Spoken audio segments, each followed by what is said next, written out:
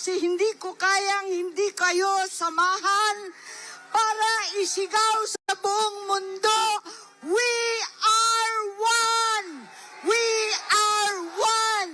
We are one! Talaga naman, walang umuuwi, walang natutunaw sa ulan na pinadala ng langit. Walang uwian ito. Kasuklam-suklam ang gobyernong manhid at walang pakialam sa hirap ng ating mga magsasaka at mangingisda, mga sektor na nagpapakain sa atin na halos walang makain, gutom ang mga pamilya. Wala silang pakialam. Gobyernong tulog, lasing sa kapangyarihan.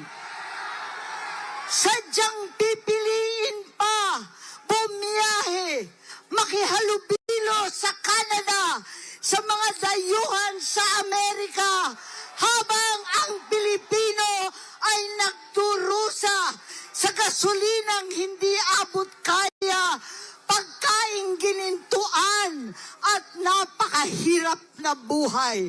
Wala silang pakialam. Pagkat itong gobyerno ay bangag, walang malay,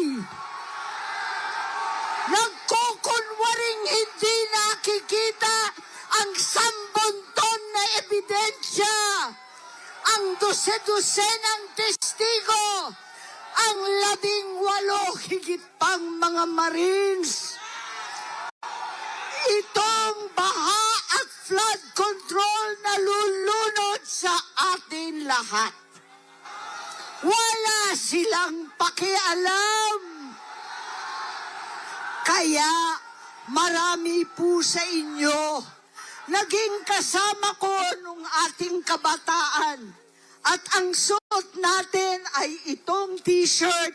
Ang sigaw natin noon pa, makialam! Makialam na po tayo.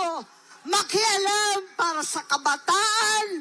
Makialam para sa kinabukasan.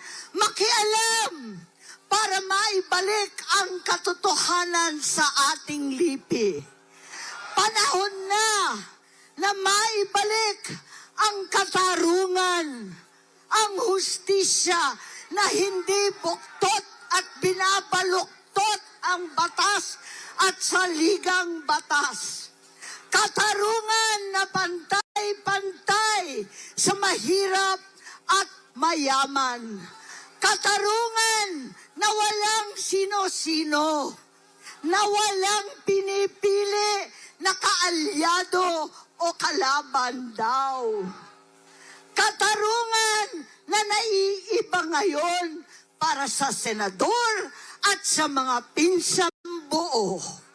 Katarungan para sa lahat ng Pilipino.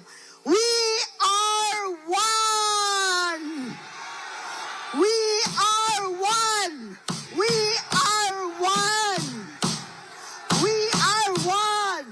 Mabuhay ang ating mga kapatid! Mabuhay ang Pilipino! Maraming salamat sa inyong lahat.